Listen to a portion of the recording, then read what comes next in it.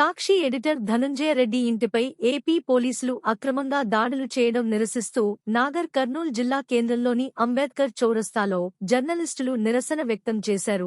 ఈ సందర్భంగా పోలీసుల చర్యలను వారు తీవ్రంగా ఖండించారు. పోలీసుల వైఖరి జర్నలిస్ట్ లోకమంతా ఖండించారు.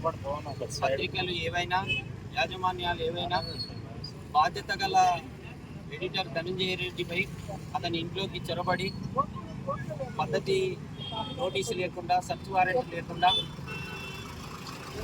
ఆక్షేపణగా చేయడం, తనిఖీలు చేయడం, దాడులు చేయడం ఈ ప్రజాస్వామ్యానికి స్వేచ్ఛ భరిస్తున్నారు.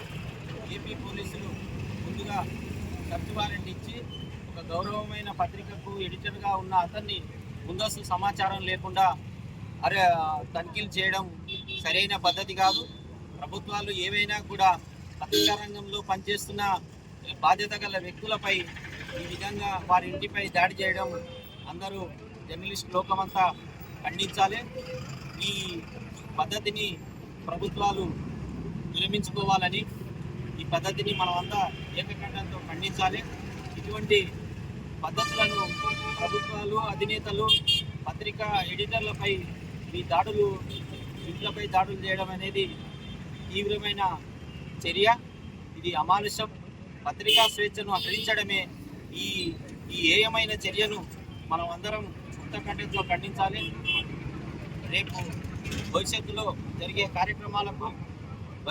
జరిగే ఆందోళన కార్యక్రమాలకు జర్నలిస్టులమంతా అండగా నిలబడి సాక్షి ఎడిటర్కు మద్దతుగా నిలుస్తామని తెలియజేస్తున్నాం. పాకిస్తాన్ ఉగ్రవాదుల చేతిలో ఆర్మీ సైన్యం అంతా ఉత్తపులాడుతుంది. భారతదేశమే అటువైపు చూస్తుంది.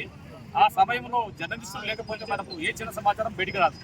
అట్లానే విపత్కర పరిస్థితుల్లో జర్నలిస్టులు పనిచేస్తున్నారు.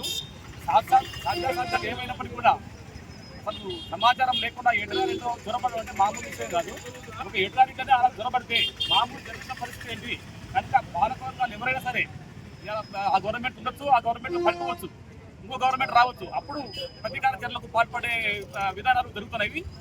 ఎట్టి పరిస్థితుల్లో కూడా జర్నలిస్టుల విషయంలో ఒక ప్రత్యేక విధానం పాటించాలి. ముఖ్యమంత్రి